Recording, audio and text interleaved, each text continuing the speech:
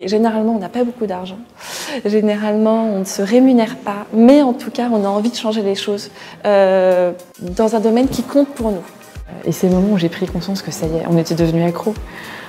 C'est le moment où vous oubliez les vacances, il n'y a plus de notion de temps, il n'y a plus de notion de break, de week-end, etc. Vous êtes juste passé dans le ça y est, je suis accro, je veux me lancer, je veux qu'on cartonne et c'est le shift.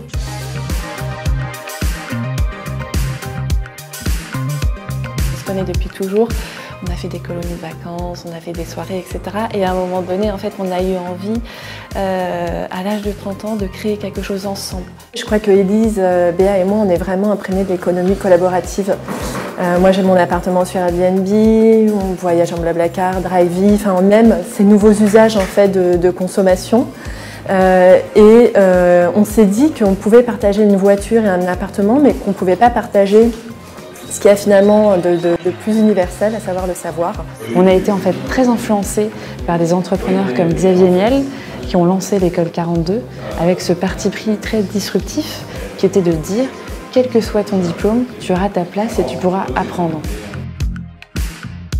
Kokoroé, c'est avant tout une vision un petit peu différente de l'éducation et de se dire que on trouve que en France, l'éducation est un peu empoussiérée et un petit peu trop traditionnelle. Kokoroé, c'est la première plateforme de partage de passion qui permet en fait d'apprendre une gamme très large de passions. Vous pouvez aussi bien apprendre à faire du pole dance qu'apprendre à lire des hiéroglyphes entre particuliers. On met en relation tous ceux qui ont un savoir, une passion et qui souhaitent le transmettre au travers de cours rémunérés avec des personnes qui souhaitent apprendre. Alors on s'inscrit vraiment dans les nouveaux usages de l'économie collaborative. Aujourd'hui, on compte plus de 5000 membres qui apprennent et partagent leur savoir et leur savoir-faire.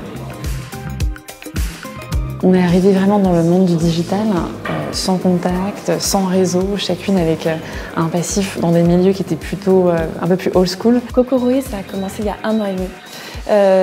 C'était avec une discussion au resto. Raph, Béa et moi, on s'est retrouvés au resto et on s'est dit que voilà, on avait un projet fort autour de l'éducation et qu'on avait envie de créer quelque chose. On a commencé à essayer de faire connaître le concept avec une première campagne de crowdfunding et des premiers concours. Et en fait, très vite, on s'est fait repérer par l'accélérateur de Microsoft Venture qu'on a intégré et qui nous a mis le pied à l'étrier. En fait, l'intégration chez Microsoft Venture, ça a été 2 choses. Donc, ça a été un feu d'artifice, c'est également une douche froide. Pourquoi? Alors, feu d'artifice, pourquoi? Parce qu'il y a eu un effet waouh. On a rencontré énormément de personnes dans le milieu du web, on a rencontré les VC, on a rencontré la presse. Il y a eu un effet waouh, quoi, ça y est, j'y suis. En fait, c'est ça, monter une entreprise, c'est ça, monter une start-up. Le milieu du web, c'est ça. Et la douche froide, parce qu'il y a tout à faire. Parce qu'on ne se rendait pas compte, en fait, quand on était entre Élise, Béa et moi, on était tranquillement dans nos métiers et en parallèle, voilà, on travaillait le soir et le week-end.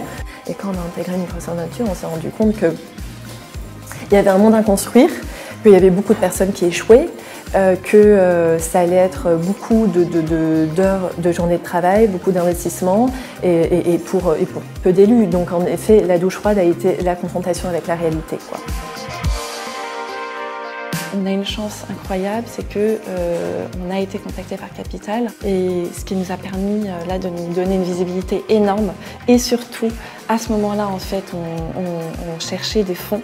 On a été repéré par Julien Codorniou qui travaille chez Facebook, qui nous a dit écoutez les filles, je vous ai vu sur M6 et j'aimerais vous rencontrer. On l'a rencontré et il nous a fait rencontrer l'ensemble de nos investisseurs actuels, ce qui nous a permis de renforcer notre équipe et aujourd'hui de nous permettre d'arriver